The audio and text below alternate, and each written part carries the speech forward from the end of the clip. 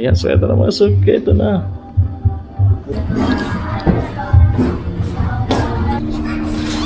So ito mga suki, nasa biyahe na tayo.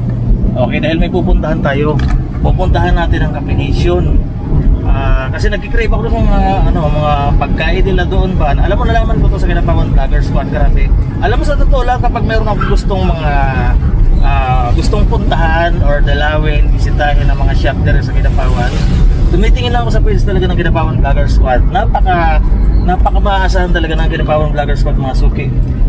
Kasi doon ina-advertise nila yung mga company or yung mga small businesses na magandang puntahan or tambayanan ba, gano'n. Kaya ito ngayon papunta tayo. Medyo nalilito pa ako kaya sabi sa Lapu-Lapu Street, kaya ito kung makikita nyo, maghahanap pa ako ng eksaktong lugar kay medyo di ko kabisado yung lugar na yon, pero dahil nga yun, nagkikrave ako sa product nila, mga pagkain doon, ito papunta na tayo. Ayan, so kung makikita nyo, dito na tayo sa highway. Ayun, so nandito na ako mga suki sa combination. Tabi lang pala ito ng Kawayan Grill. Kung dadaan ka sa may LTO, bali sa likuran lang siya ng CMC, tapos pababa. Ayan. Ayun, so nandito na ako yung mga suki. Tama-tama, nandito yung may-ari. Siya talaga yung nag-asikaso sa atin. Ngayon, ito, si Ryan. Ano ba yung mga offer mo sa akin dito na sa tingin mo magugustuhan mo talaga? Ano pala mga... Tsaka yung bagong produkto mo, pakisabi nga. Yes sir, marami kami yung product dito. Marami kami yung variety of foods na pwedeng namin i-offer sa iyo. And meron kaming bago sir na dito mo lang makikita. Sa buong Kinapawan kami na po yung merong ganon, yung flaming cake, yung cake na umapol na ipapatry ko rin sa inyo later. Wow. How about the drinks? Ano gusto mo? Pili ka dito. Ito sir, dahil nga first time ko dito, ano ba yung maisasuggest mo na bagay doon sa kakainin ko? So yung flaming cake natin, bagay siguro siya sa s'mores, pwede din siya, yung may marshmallow on top na may coffee siya. Sige sir, saan ba ako pwedeng umupo dito pala? Anywhere you want sir, pwede ka dito sa couch. Pwede ka. Habang naghihintay? Yes po. And tapos, actually free wifi din kami dito sir. Talaga grabe, yeah, grabe, gusto ko yan. Oo, no, kung murang-mura yung coffee namin, murang-mura lang yung food namin dito, naka-aircon pa. Yun. Free wifi pa. Napakalamig dito. No? So free wifi pa. And pwede ka mag-standby dito ng matagal, mag-aral, mag-study, mag-research kasi nga nice. Wifi naman talaga siya. Ginawa namin dito para not only for the students also, para din sa mga gusto mag-relax kasi ang gusto ko kasi yung ambience ng coffee namin is like homey yet parang nasa ibang bansa ka. So yung concept namin is like in Paris. Kung makikita mo naman sa meron kami Eiffel Tower at diba yung backdrop namin. Yeah. Ito mga suki, medyo simi-ipit ako talaga. Yung sasakyan ko kasi malayo yung naparkingan ko. Ngayon, wala akong dalang cash dito. Paano pala yun, sir? Ano pala magagawa natin dyan? Yes, sir, we also accept yung GCash via GCash. So pwede niyo pong gamitin yung GCash ninyo. Kung wala po kayo dalang cash, pwede naman po utang. Yun! Alam mo sa ito lang mga suki, personal na experience mo dito, napakalamig dito sa lugar, tahimik. Tapos yun nga, nagkataon wala akong dalang cash, pwede man pala GCash. So napakagandang opportunity dito, lalo na sa mga taong ayaw magdala ng cash pa. Tapos ito nga pala, marami kang pwedeng pilian kung gusto mong pumisto dyan. Diba? Pero ako kasi nakasapatos ako, so medyo semi-ipit na po ko. Pwede man ako dito. Diba? Tapos while waiting, may couch sila dito. At the same time, pwede rin naman din ako sa labas kung gugustuhin ko kasi meron din naman din silang pwesto ulit dito sa labas. Diba? So kung ayaw mo sa loob, pwede rin sa labas. So okay na okay siya. Nice. Ayun, so ito mga suki. Ito na yung order natin. Yung s'mores, tapos yung flaming cake. Ngayon, sabi ni si Ryan, is mas ma-appreciate mo daw talaga yung ganito kapag papatay yung ilaw. Kaya ngayon, ito, papatay nila yung ilaw. Tapos, yun, excited na ako. Pero din ako magiging itsura nito. Ayan, so ito na mga suki, ito na. Wow. Ala, grabe. First time ito makikita na ganito mga suki. Wow. Gano'ng katagal yan, ganyan? Nawawala na siya ng business. Talaga? You can eat naman siya. Kahit may apoy pa?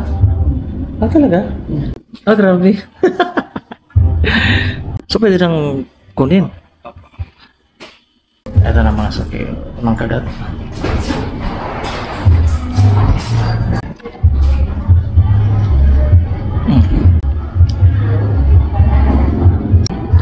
mo yung mga paniwala na may ganito palang cake na ayun, sisilaban muna siya bago kainin.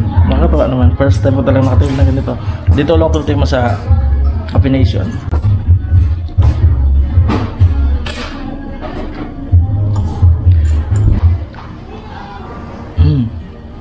Sarap.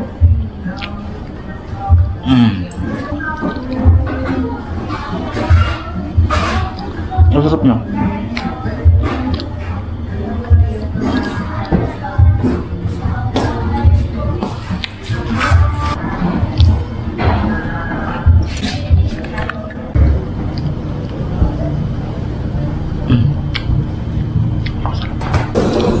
Tsaka tamang-tama lang din yung laki niya pa.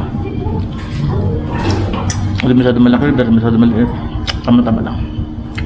Tapos lang po ito,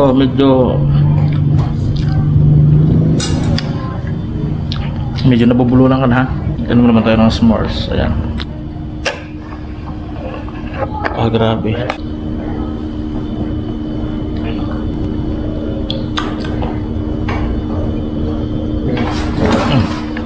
Napakasarap mga soke.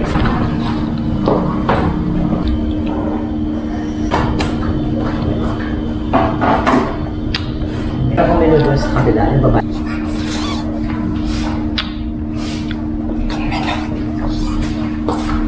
First time ko rin makainom ng ganitong first time ko makatalo ng ganito. Masarap siya.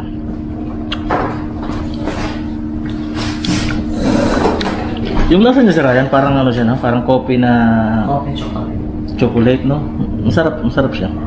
Na may Oreo. Hindi ko alam mga suki kasi alam mo sa totoo lang. Talaga. Hindi ako sanay sa mga ganitong mga sosyalan ba. Kasi parang sanay kasi ako sa mga gilid-gilid lang ba. Pero grabe, first time ako makapunta talaga dito. Makatikim ng mga ganito. Parang imported yung mga datingin ba kasi alam mo sa totoo lang sa Taiwan ako dati.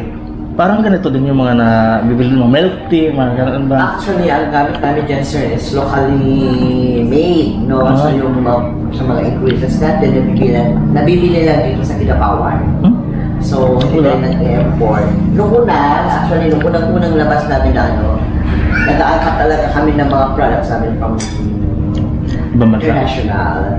So, since Kidapawan, marami tayong source dito sa Kidapawan, why not na i-support natin na ang local?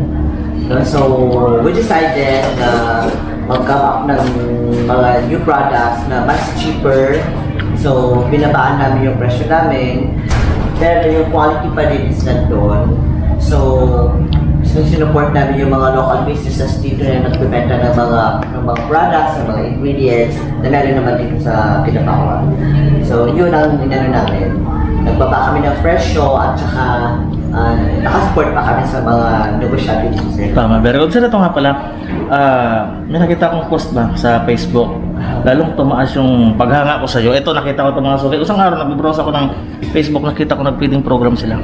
Nagpakain sila ng mga bata. Ano, sa eskwelahan yun, ano? Yes. Balabag Elementary School. Nakita ko si Elementary School.